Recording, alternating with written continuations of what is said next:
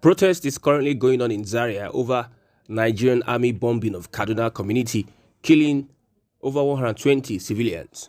They are calling for the resignation of the Minister of Defense, Alhaji Mohammed Badaru, who has not lived to his responsibility since he became minister. An Arewa youth movement on the lingering insecurity in Nigeria and a call for the Minister of Defense to resign. Yes. Good day, gentlemen of the press. On behalf of the National Youth Council of Nigeria, Northwest Zone, and the Arewa Youth Movement, we are here today to say that we are not crying wolf, but stating a reality. Yes. For those who have eyes to see, let them see well. And those who have ears to hear, let them listen attentively. Nigeria is not well because Nigerians are being killed day by day. Gentlemen of the press, in view of the foregoing, the leadership of the National Youth Council of Nigeria, Northwest Zone, and that of the Arewa Youth Movement, after due consultations, have observed with a total dismay the lackluster performance of His Excellency, the Honorable Minister of Defense, Alhaji Muhammadu Badaru, in handling the Ministry of Defense. Yes. Not only a critical, but also a strategic ministry in the Federal Republic of Nigeria. As a result of that, security situation in the country keeps deteriorating since his inception as Minister of Defense. Gentlemen of the press, these two organizations have a moral obligation to express our grievances because Nigeria is in shambles situations in terms of security of lives and property, most especially in northern Nigeria. There is hardly a week without terrorists attacking one community or the other. People have been killed and are still being killed in their homes, farms, and even places of worship. Nigeria keeps losing members of the armed forces, which include the Army, the Air Force, the Navy, and members of the Nigeria Police Force.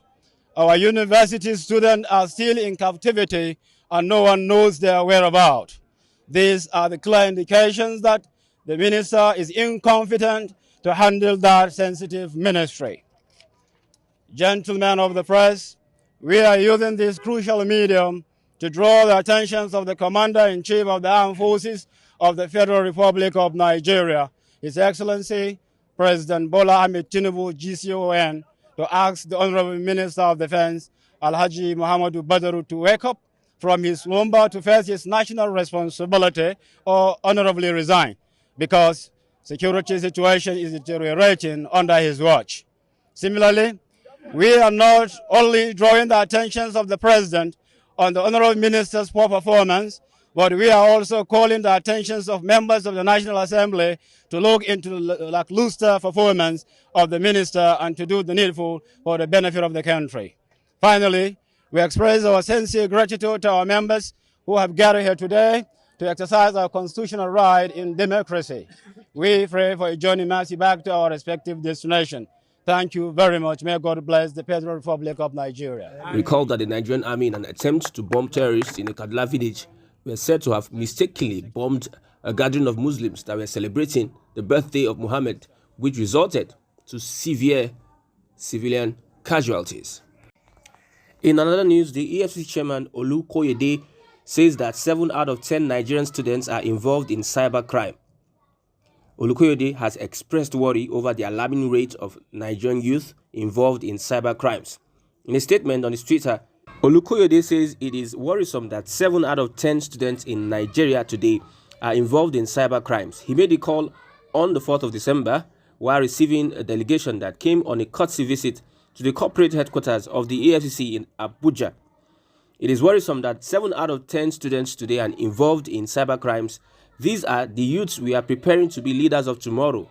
The media should not relent in enlightening them on such evils and criminal practices.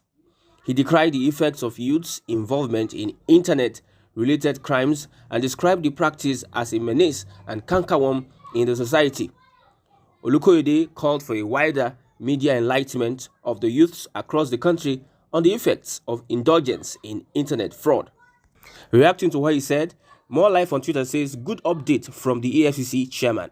But the question should be why, if the economy is bad, the politicians are stealing huge sums of money, unemployment is rising, and so on, what hope is left for the available Nigerian student? There is no hope for the youth. That is the reason. Easy Gab on Twitter says, why are you people always after the students and not after the corrupt politicians? Lola Okunri says, who ran this survey? This is a far reach.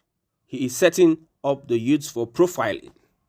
Bello Oluwatosin says, who are we to blame now for this? Okay, 7 out of 10 Nigerian politicians are thieves and racketeers. A whole country that can't boast of anything, can't even boast of giving stipends to its citizens from age 18 above. The largest Sultan says 9 out of 10 politicians are involved in money laundering, inflating public budgets and directly stealing from the government's treasury by approving non-existent contracts. Beauty says, when the president is involved in all kinds of criminal crimes, what do they expect? I am not justifying cyber crimes, and I find that number over-exaggerated too. 7 out of 10? Maybe APC supporters, even then, they are not that many.